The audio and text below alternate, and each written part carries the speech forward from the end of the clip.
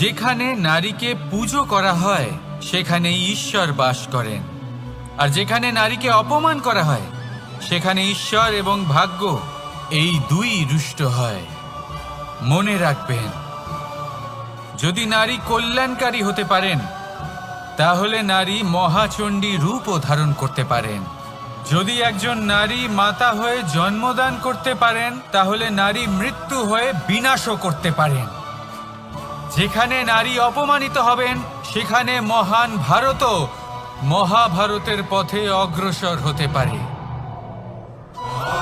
তাই মনে রাখবেন, নারীর অপমান যেন কখনোই না ঘটে। আর যদি কোথাও নারীর অপমান হয় তার অর্থ হলো আপনার বিনাশ আপনার দিকেই আসছে, আর এটা হলো তার প্রথম পদক্ষেপের প্রথম পদধ্বনি।